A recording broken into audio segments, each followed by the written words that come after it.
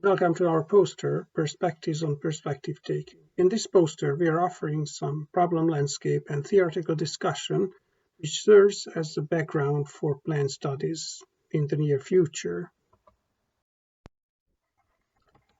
In Level 1 perspective taking, the question is which objects in a scene someone else can see and which ones they cannot. Level 2 perspective taking is assessing how certain objects appear to an agent. Two system views assume that Level 1 perspective taking does not, whereas Level 2 does require meta-representation. Appley and Butterfield apply the two-system idea to false belief attribution. However, it can be applied to perspective taking as well. Encounters and registrations, the two key concepts of an early ordinary representation-based system, can naturally accommodate Level 1 perspective taking. One system views claim that an innate mind-reading system is involved in both Level 1 and Level 2 perspective taking. In principle, a third view is available. Neither Level 1 nor Level 2 perspective taking requires meta-representation. If Level 1 perspective taking is manageable by assessing the other person's line of sight, then Level 2 perspective taking is, at least in some cases, manageable by assessing the other subject's vantage point. In the depicted situation, Subject B may understand that, from Subject A's spatial position, the object is a 6 and arrives at this conclusion by mental rotation, which may be an example of explicit cognition. Still, it is a manipulation of ordinary mental representations, not meta-representations. Let us call this the austere view of perspective taking. We declare upfront that we are not defending the austere view. We wish to note, however, that there might still exist some atypical courses of development, for instance, certain cases of high-functioning autism, in cases of which subjects have serious trouble handling meta-representation, yet they pass at least some Level 2 perspective-taking tasks using a mental rotation strategy. For example, the subject might know that I turn the number on the table around and it will become a 9. There exist quite interesting individual differences in cognitive development. For example, as Christine Senhofer and Linda Smith demonstrated, the overwhelming majority of young children learn to name the colors of objects earlier than being able to sort objects by color, while a small number of typically developing children learn to categorize by color first, which has long been the dominant philosophical intuition.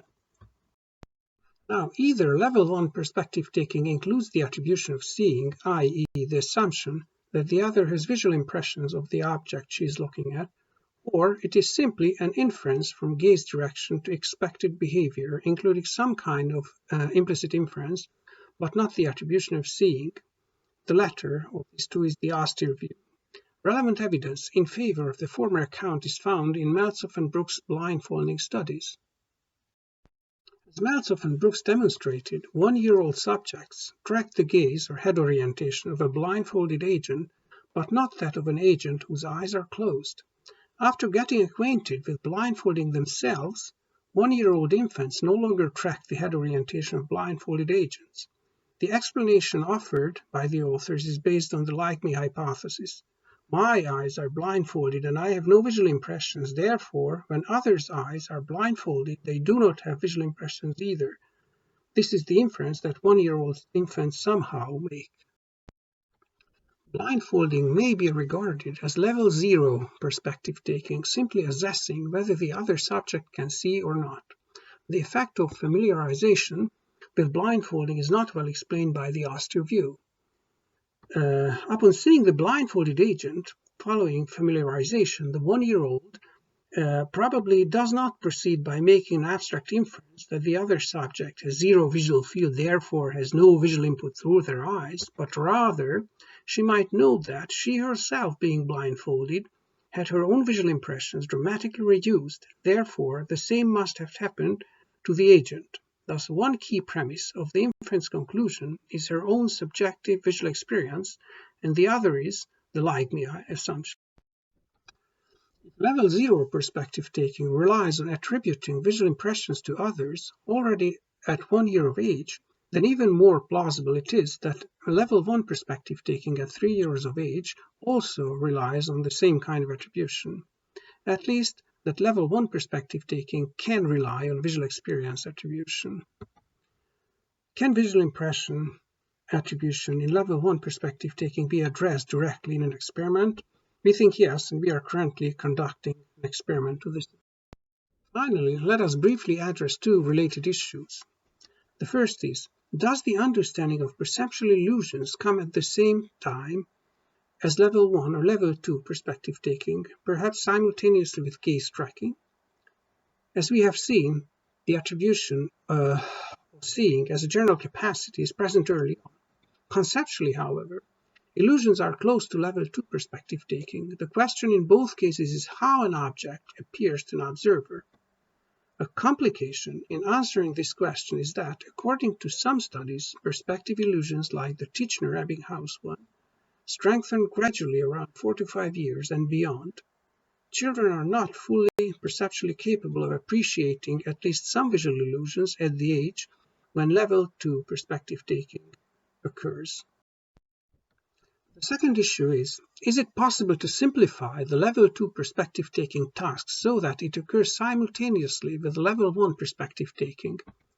If such a demonstration were possible, that would support nativist positions about perspective taking. To decide this, we think one could use color illusions instead of perspective illusions, as there is evidence that 6-month-old infants already experience certain color illusions.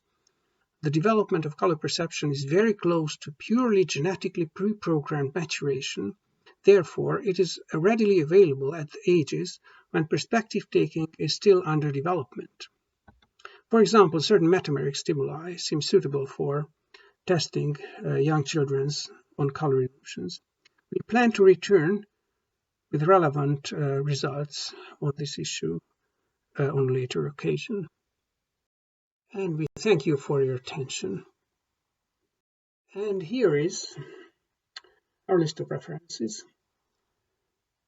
Thank you again.